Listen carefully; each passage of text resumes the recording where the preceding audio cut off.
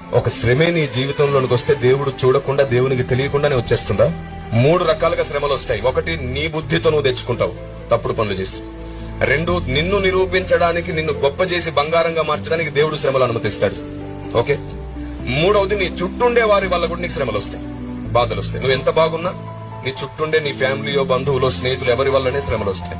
ఈ 3 రకాల శ్రమలను కూడా ఎదిరించే శక్తి పరిశుద్ధాత్మ దేవుడు నీకు ఇస్తాడు. ఆమేన్. ఎట్లాగిస్తాడంటే, నీవు తెలివి తక్కువగా శ్రమల్లో పడ్డా అది నీకు అనుభవంగా మార్చి నీకు శక్తిగా ఇస్తాడు. మొదటి విషయం. 2వది, దేవుడు గాని శ్రమలు అనుమతించాడు అంటే నువ్వు అదృష్టవంతుడివే, ఎందుకంటే నీ అంతస్తు పెంచబోతున్నాడు. 3వది, నీ చుట్టుండే వారి వల్ల నీకు శ్రమ వచ్చినప్పుడు కూడా, వారి వల్ల కలిగిన శ్రమలలో కూడా నీవు అనేకులకు అనుభవం, అనేకులకు వెలుగుగా మారిపోతావు.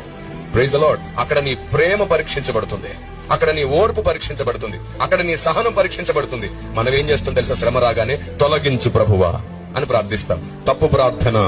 కీడు నుండి తప్పించు ప్రభువా అని అడగండి. కీడు అంటే శ్రమ కాదు, మరణాపాయ స్థితి.